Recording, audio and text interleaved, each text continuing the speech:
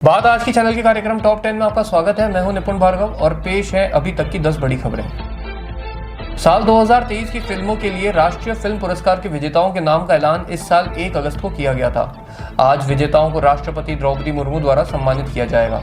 राष्ट्रीय फिल्म पुरस्कार समारोह का आयोजन नई दिल्ली के विज्ञान भवन में होने जा रहा है। इन पुरस्कारों में सर्वश्रेष्ठ अभिनेता का पुरस्कार शाहरुख खान को फिल्म जवान और विक्रांत मैसी को बारहवीं फेल के लिए संयुक्त रूप से दिया जाएगा। वहीं सर्वश्रेष्ठ अभिनेत्री का पुरस्कार रानी मुखर्जी को मिसेस चैटर्जी वर्सेस नॉर्वे के लिए दिया जाएगा। इसके अलावा सर्वश्रेष्ठ फीचर फिल्म का अवार्ड बारहवीं फेल को मिलेगा, जबकि सर्वश्रेष्ठ निर्देशन सुदीप्तो सेन को द केरल स्टोरी के लिए दिया जाएगा। बता दें कि इसी समारोह में मोहनलाल को भी दादा साहेब फाल्के अवार्ड से सम्मानित किया जाएगा। राजस्थान के बाद अब मॉनसून के अगले 2 दिनों में दिल्ली एनसीआर से भी वापसी शुरू होने की संभावना है। हालांकि बंगाल की खाड़ी में बने निम्न दबाव के क्षेत्र से इस हफ्ते पश्चिम बंगाल से लेकर ओडिशा और आंध्र प्रदेश तक झमाझम बारिश होने के आसार हैं। सोमवार को तेलंगाना की राजधानी हैदराबाद में भारी बारिश हुई, जिससे कई जगह जल भराव की स्थिति पैदा हो गई। भारतीय मौसम विज्ञान विभाग ने कहा कि इस मॉनसून में मई के बाद दिल्ली एनसीआर में सामान्य से अधिक वर्षा हुई है, लेकिन इस समय शुष्क उत्तर पश्चिमी हवाएं चल रही हैं और पिछले कई दिनों से बारिश भी नहीं हुई है। इसलिए मौसमी बारिश की वापसी के लिए अनुकूल परिस्थितियां हैं। करीब 2 वर्ष से जेल में बंद समाजवादी पार्टी के नेता आजम खान की रिहाई का परवाना सोमवार को जिला कारागार पहुंच गया। आज उनको रिहा किया जा सकता है। बता दें कि भाजपा सरकार में सपा नेता आजम खान पर 104 मामले दर्ज हुए थे और 18 अक्टूबर 2023 को वे जेल गए थे। उनके साथ उनकी पत्नी डॉक्टर तजीन फातिमा और बेटे अब्दुल्ला आजम भी जेल गए थे। 8 महीने बाद पत्नी तजीन फातिमा और 17 महीने बाद बेटा अब्दुल्ला जमानत मिलने पर जेल से बाहर आए थे और सपा नेता आजम खान को 23 महीने बाद हाईकोर्ट से राहत मिली है। भारत और मोरक्को ने रक्षा मंत्री राजनाथ सिंह और उनके मोरक्कन समकक्ष अब्देल्टिव लोडी के बीच हुई बातचीत के बाद सैन्य सहयोग को बढ़ावा देने के लिए एक समझौते पर हस्ताक्षर किए।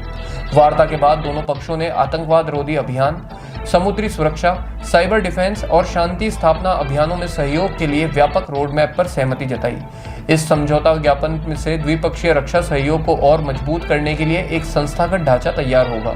इसमें आदान प्रदान, प्रशिक्षण और औद्योगिक संबंध भी शामिल होंगे। वार्ता के दौरान राजनाथ सिंह ने राबात स्थित भारतीय दूतावास में एक नए रक्षा प्रकोष्ठ के गठन की घोषणा भी की। जय माता दी के जयकारों और भक्तिमय भजनों की गूंज के बीच नवरात्रि के पहले दिन सोमवार शाम तक लगभग 10,000 भक्तों ने माता रानी के दर्शन किए। त्रिकुटा पहाड़ियों पर स्थित इस पवित्र मंदिर को भव्य ढंग से सजाया गया है, जिससे पूरे कटरा शहर में आध्यात्मिक माहौल बन गया है। 9 दिनों तक चलने वाले इस उत्सव के लिए श्री माता वैष्णो देवी श्राइन बोर्ड ने व्यापक इंतजाम किए हैं। बोर्ड के सीईओ सचिन कुमार वैश्य ने बताया कि प्रतिदिन 10,000 से अधिक श्रद्धालुओं के आने की उम्मीद है। श्रद्धालुओं की यात्रा को आरामदायक बनाने के लिए सुरक्षा के पुख्ता इंतजाम किए गए हैं। पुलिस, सीआरपीएफ और अर्धसैनिक बलों के जवान जगह जगह तैनात हैं। इसके अलावा भीड़ को नियंत्रित करने और यात्रियों को सही रास्ता दिखाने के लिए स्वयंसेवकों को लगाया गया है। अमेरिका के राष्ट्रपति डोनाल्ड ट्रंप आज यानी मंगलवार को संयुक्त राष्ट्र महासभा के 80वें सत्र में एक महत्वपूर्ण भाषण देने जा रहे हैं। ट्रंप इस भाषण में अपने दूसरे कार्यकाल के पहले 8 महीनों में हासिल की गई ऐतिहासिक उपलब्धियों को वैश्विक मंच पर रखेंगे। दावा किया जा रहा है कि ट्रंप अपने संबोधन में अपनी सबसे बड़ी उपलब्धियों में 7 युद्धों और संघर्षों को खत्म करने का दावा कर सकते हैं। इसके साथ ही वे इस दौरान पाकिस्तान के प्रधानमंत्री शहबाज शरीफ और संयुक्त राष्ट्र महासचिव एंटोनियो गुटेरेस और यूक्रेन, अर्जेंटीना व यूरोपीय संघ के नेताओं से द्विपक्षीय बैठकें भी करेंगे। केंद्र सरकार ने सभी राष्ट्रीय आयुर्वेद संस्थानों को कैंसर देखभाल से जोड़ने का निर्णय लिया है। इसकी शुरुआत आज गोवा से की जा रही है। Ayurveda for people, Ayurveda for planet theme पर 10वां आयुर्वेद दिवस मनाया जा रहा है। बता दें कि अब हर साल आज के दिन यानी 23 सितंबर को आयुर्वेद दिवस मनाया जाएगा।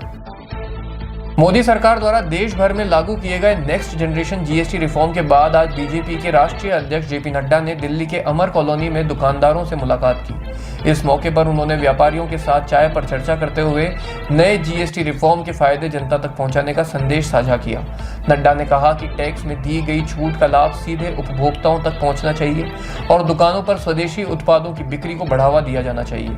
उन्होंने यह भी बताया कि नई रिफॉर्म से करोड़ों उपभोक्ताओं को फायदा होगा और त्योहारों के सीजन में वस्तुएं सस्ती मिलेंगी। एशिया कप की सुपर 4 स्टेज में आज यानी मंगलवार को श्रीलंका और पाकिस्तान आमने सामने होंगे। दोनों ही टीमें अपने पहले सुपर 4 मुकाबले में हार झेल चुकी हैं और अब इस मैच में जीत दर्ज कर टूर्नामेंट की रेस में बने रहना चाहेंगी। यह मुकाबला अबू धाबी के शेख जायद स्टेडियम में खेला जाएगा और दोनों टीमों के लिए करो या मरो जैसा मुकाबला है। श्रीलंका ने ग्रुप चरण में शानदार प्रदर्शन करते हुए अपराजय रहते हुए सुपर 4 में जगह बनाई थी, लेकिन बांग्लादेश ने उसे सुपर 4 के पहले ही मैच में 4 विकेट से हराकर T20 एशिया कप में उसकी लगातार 8 जीतों की लय को तोड़ दिया। इस हार ने न केवल उसका विजय अभियान थाम दिया बल्कि उसकी लय को भी प्रभावित कर दिया। बांग्लादेश इस समय गंभीर आर्थिक संकट का सामना कर रहा है। इस देश के बैंकों में डिफॉल्ट लोन की बाढ़ आ चुकी है। गैर बैंकिंग सेक्टर पूरी तरह से ध्वस्त हो चुका है। ये जमाकर्ताओं के पैसे तक चुकाने की स्थिति में नहीं है।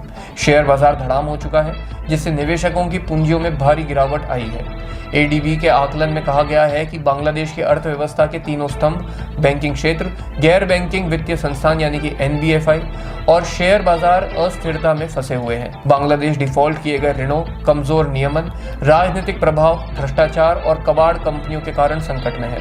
इन सभी पहलुओं ने देश की अर्थव्यवस्था को अनिश्चितता में डाल दिया है, जिससे अगले साल होने वाले चुनावों के साथ ही आर्थिक भविष्य को लेकर संकट पैदा हो गया है। टॉप 10 में अभी के लिए इतना ही। अगले कार्यक्रम सुपर 30 में आपसे फिर मुलाकात होगी। तब तक के लिए बने रहिए आपके अपने चैनल बात आज की के साथ। धन्यवाद।